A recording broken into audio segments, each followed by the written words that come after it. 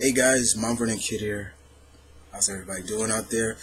Uh, Back again. I told you guys I would do this, and um, here to finally give my overview of Agent Carter.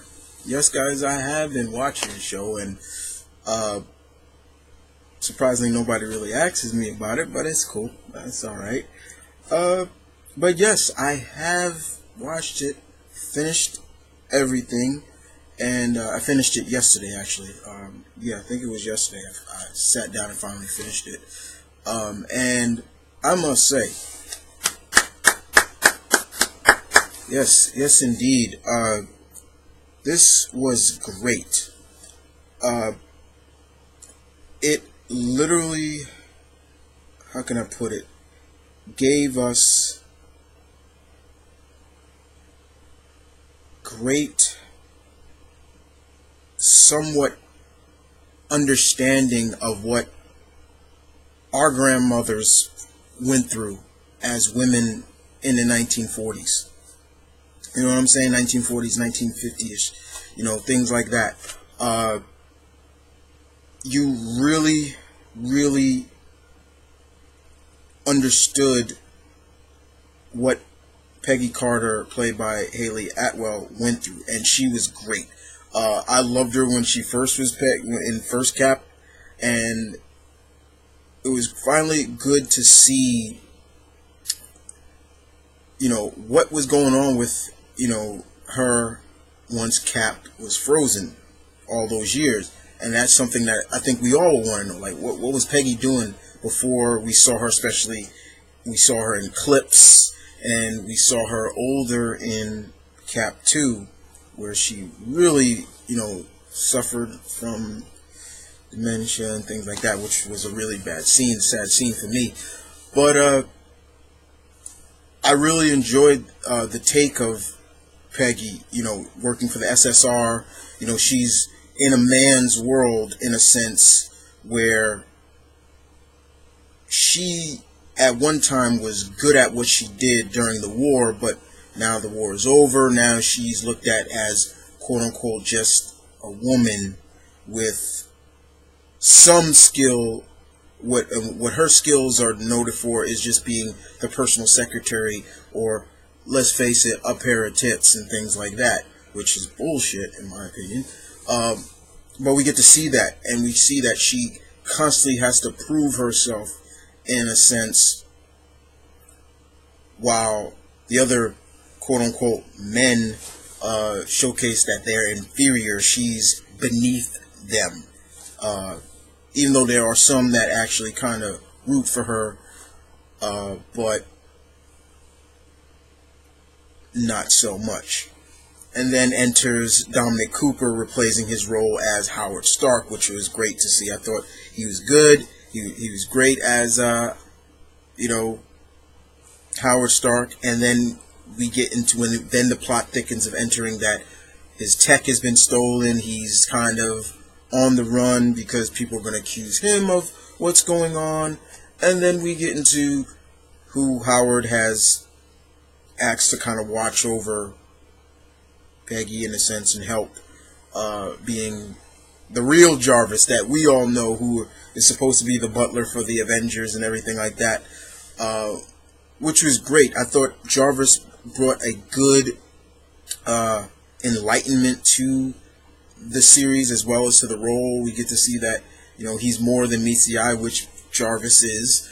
I mean, but we kind of get an indication of probably where what happened, in a sense, why Tony, there is a robotic kind of Jarvis. Maybe he died probably when Tony was maybe in his late teens or early. We don't know, and that's why this show was really good. And then we explored more of the supporting characters, which I enjoyed. I liked Peggy's waitress friend. I thought she was kind of a good dynamic of kind of keeping that balance of, Peggy's living in this world of espionage and secrets, but she can come out of that and have a little girl, woman to woman talk at times. And that was really, I really enjoyed that. Like I said, being that this is kind of a period piece series, they really had to keep up with the times in a sense, and you had to really understand, what especially some of the soldiers went through when they came back from the war, and how what the ladies were doing and things like, just a lot of great detail into that field.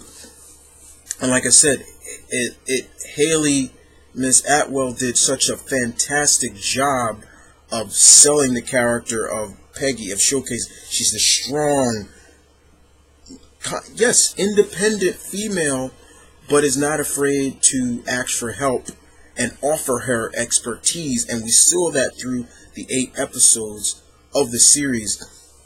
And it was good to see, the Commandos, the Howling Commandos, Dum Dum and all of them come back. And, it was really good to see, some of them and, Peggy working with them. And it was like old times again. That was a good episode.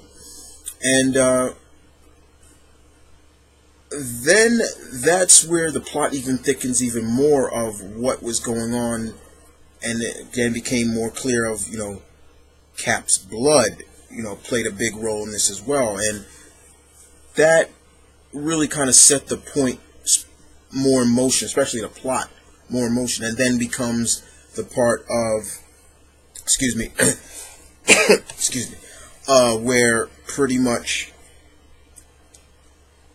Dottie Underwood, who is played by Bridget Regan, who then the plot even thickens there, because once she did what she did, instantly clear, I was flipping out, because I was like, yes, thank you so much of indicating that the Black Widow program started in that era. Because once again, one of my biggest kind of geek letdowns for me is when in Winter Soldier, when the Armin Zola was indicating how old everybody, I was hoping that when he gave Widow's age, it would have said something like 1940, born 1942, and Cap would have looked at her like, wait, what? Like, how are you that young? Because let's face it, once again, Widow is just as old as Steve, but I was glad they kind of went that note, and she was like a precursor of the Black Widow program. They mentioned the Red Room. I was like, oh, I geeked out on that stuff. That was just perfect. And she kind of played that adversary for Peggy, which I enjoyed. I was glad they added Leviathan, because Leviathan did play a big part in, especially Nick Fury in the Secret Warriors comic, things like that. But honestly, when they really got more in depth into who the major antagonist was, I was kind of let down in a sense, because I'm like, I really was just something a little bit bigger. But I did not mind it. It was fine. I did enjoy that. One of my biggest great moments is showcasing that Tony, I'm about to call him Tony, Howard really showcased that he feels guilty of the things that he has done. It gives us a little bit of a sense of like almost like a precursor of like what his son will become, like why he does what he does, but also showcasing that, Howard, he loves Steve as well, just as much as Peggy, and he did all he could to try to find him. And I love that too. I love that dynamic when they showed that. It was like, ooh, okay, that's good stuff, right? That's good storytelling. I really enjoyed that. But like I said, overall, the series was great, and I love the ending because, in a sense, Peggy got her just due, the respect that she honestly deserves. But I loved her seeing of it as well, basically showcasing that, you know what, I know what I did. No longer will I be needing the recognition that, to like almost soothe my quote little bit of ego, but just showcases that, yeah, I don't need anybody telling me that I did good, things like that. I know I did good. So I like that dynamics as well. And the ending was very touching as well. That really, really was touching of what Peggy did on the bridge, and I love that she almost in a sense finally is able to move on, like to let quote unquote Steve go, just like how my friend Comic Uno said in her review, let Steve go, in a sense of letting him go and rest and finally realize that, take a breath and finally let him rest and she can move on. But it ends on a subject like there could be so much more, especially at that ending of who is at that ending, which I'm not going to spoil if you haven't seen it. That was good. I like that. Once I saw that, I was like, oh, okay, where are they going with this? So hopefully this could get picked up again, because there's so much they can go with the history of Peggy and Howard, especially in terms, and saying like, especially up into, especially Winter Soldier, is in sense of saying, okay, when did Howard and Peggy start Shield? When did they form Shield? What did Peggy do? In terms of career and this and that. So much in terms of like using, they can go so much with, in a sense, using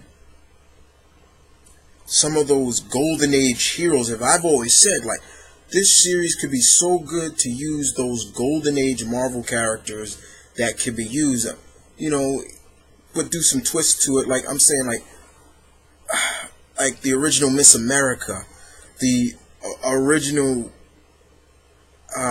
Thunder, and the original Black Marvel. Maybe they can even touch on a certain continent in Africa and showcase, you see where I'm going at with this?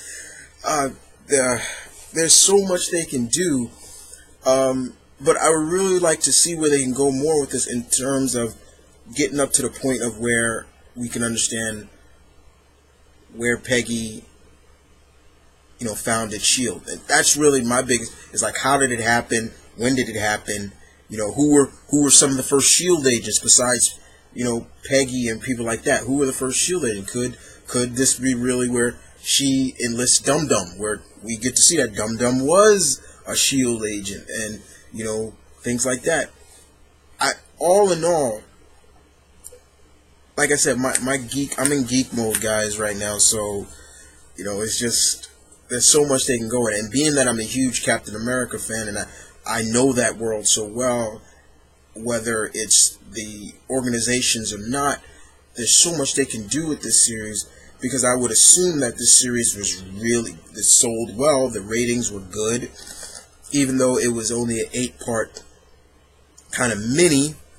I would really like to see them go further with this, and like I said, you can't do this without Miss Atwell. She really took that brass ring and ran with it, and it went somewhere, and she did such a fantastic job. Like I said, there's so much they can do, because there are a lot of pieces of the puzzle that are left open, especially at the end of the last episode. But you understand where I'm going at, guys? But so much. But if you were really kind of skeptical on this show, don't be. You will enjoy it. I tell you right now, you will enjoy what they deliver, how they showcase the show, the dynamics of the show, the drama is there, the action is there, the pacing is good. Like I said, at times, the overall antagonist was a little bit of a letdown to me. I thought it'd be something a little bit more, but overall, I enjoyed it very much. So now I just gotta wait till Agents of S.H.I.E.L.D. comes back, but It's very, very cool. Very good series. I enjoyed it. And I believe you will too, guys. But other than that, that's what I thought of Agent Carter. That's what I thought of overall. You guys give your opinion on this. Did you like it? Did you hate it? You know the routine. And this is Mom Running Kid, the Omni Geek High Lord of New York, saying peace, one love, stay tuned, keep it real, guys, as always. I'll see you guys later. Till next time.